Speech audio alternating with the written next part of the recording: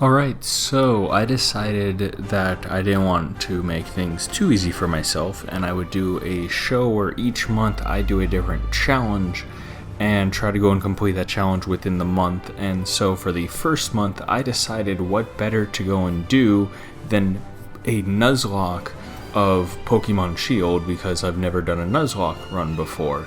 And so what does a Nuzlocke run mean? Well, there's kind of some specific rules to a Nuzlocke, and then I kind of add something. So here's what the rules are for my specific Nuzlocke run of Pokemon Shield. You have to nickname each Pokemon, that is a given, that you go and catch. And the only ones that you can go and catch are the first ones that appear in each area. Now, since Pokemon Let's Go, Pokemon have started popping up in the overworld, so it's the first one that I see in each area. I have to go and try to catch it if I want to, but that's the only one I can catch in that area, and then nickname it once I catch it. Now, I did add some rules to that, where if it's a duplicate as the first one that I've seen, something I already have, then I go to the next Pokemon. If I encounter that first one and it's a shiny, then I can also go to the next one, as well as if I run into any evolutions of ones that I already have or something that I already have, then I go to the next one. The idea being that I try to make them as different and unique as possible. And the final bits specific to Pokemon Shield is that I cannot go and catch any Pokemon in max raids, although I can battle them for experience. And as with all Nuzlockes, if a Pokemon faints, then you have to release it into the wild. That's kind of the big part of it. And so I use all of that together, and I wanted to try a Nuzlocke, and so I figured this 12 months of challenges that I'm going to do would probably be the best way to go and get it started. So I'm just going to break down all my catches, kind of the overview of what happened in about 11 hours in probably about 8 minutes. So let's get into it. So the very first thing I did was choose Scorbunny, decided to name it Kix, and this is the beginning of that Nuzlocke adventure. Then went, caught a Squovent, decided to go and name it Nuts, which made sense, and had to immediately go home and heal after all of that. Next, I went and caught a Nickit, decided to name it Foxy, beat Hop, which is not uncommon, and then caught a Tyrogue, which made a lot of sense, and named it Rando. Then lost pretty much to a Pancham, had to go and run away, learned about max raid battles and did that, where afterwards we had an evolution of Kix. That happened, Hoot Hoot was caught, needed to be caught, and then Hoots McGee was born. Timpole became Tads, and Machop became Chop. After that I met Marnie, which made the most sense because of the story, learned about the gym challenge and everything that I'm going to really be going through in this Nuzlocke, beat Hop again, caught a Zigzagoon, decided to name it Gene, caught a Roly-Poly named Coal Patrol, beat Bede because he really needs to be taught a lesson, then caught an Eevee, decided to go and name it Choices, and then beat Milo, the first gym leader. Whew, okay, well let's see what happened. Okay, then we had Rando evolve into Hitmonchan, not really random there, had Spritzy get wings, had Toxel become Shocks, who then eventually evolved, and Gene evolved as well, which led to beating Nessa as the second gym. Went beat Bede again, and then Tads went and evolved not once but twice, and then used that to go and beat Marnie, which was needed.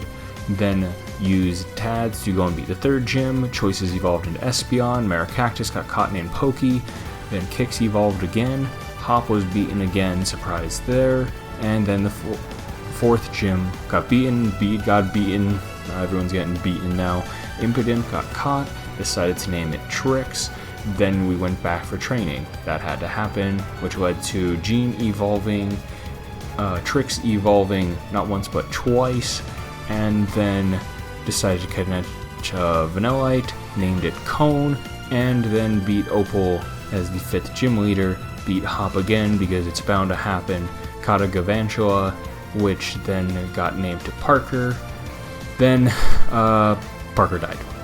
Then Trix died. Well, that was first two, but beat Melanie anyway for the 6th gym, beat Hop again right after that, Cone evolved, that was needed, beat Marnie again, which then led to Cone evolving once again. And then right after that, Spikemouth was beaten with Piers, and Choices lost in a raid battle. Beware was caught, decided to name it Pooh. Then we beat Ryan as the 8th gym, went back for more training because that's absolutely needed. Then beat Marnie as the first semifinal, beat Hop in the second semifinal, and he maybe finally accepted defeat. After that, it was going and beating Bede because that was needed and he interrupted the fun. Then Pooh died, but I beat Nessa, so important. Chop was sacrificed, Nuts was sacrificed, and Alistar was beaten after that, and then shortly after Ryan was beat again after that, which led to Hoots actually evolving, and then went with some story, picked up a rusted shield, that was kind of needed, and then decided to go and beat Rose, who, surprise, was the bad guy the entire time, and he was kind of happy about being beaten. Then decided to pretty much catch the thing that was doing everything inside the story and that you have nothing to do with for the entire time, but hey, it's a cool little thing that you absolutely have to go and catch, because don't catch is grayed out, so you have to go and do this whole cinematic and decide to go and catch Eternus, because that's what makes sense, catching something that's giving everyone the power to Dynamax and the ability to go and do everything they want to go and do in the game, but you can go and catch it. It's like catching the gods. It's weird that a 10-year-old has the ability to go and do these sorts of things, but hey, I'm not the one that invented it, I'm not the one that's really in the universe that goes and decides it, but because I have to go and name it, I had to go and name it afterwards because it wouldn't let me here, and decided that the best name possible for Eternatus would probably be Tiny, which after that, I was able to go and fight the champion, lost Jean in the process, which was kind of sad, all things considered, and then I lost Tads right after that because apparently Charizard knows some sort of grass move which absolutely destroyed the water ground type that Tads is. And that then led me though to beating Leon and becoming the champion, and that is the end of the Nuzlocke. So I want to say overall, how did I go and do in this very short breakdown? Lost a few Pokemon in it of some sacrifices that were needed to be made, and probably lost more than I needed to.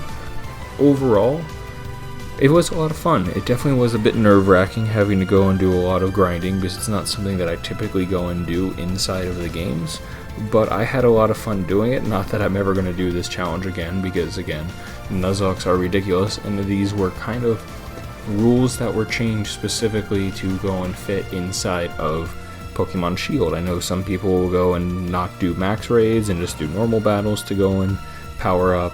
They might have different things as far as who to go and catch, but it was a lot of fun. I think the most surprising at first was when I did actually lose Shocks, and that then led to having to go and catch something else, which was a bit of a surprise there, a bit of a Shocks, and needed to go and do that, which then you have to kind of adapt on the fly to sorts of things.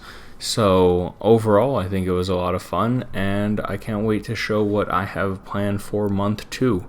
So with that, keep gaming. See you next month.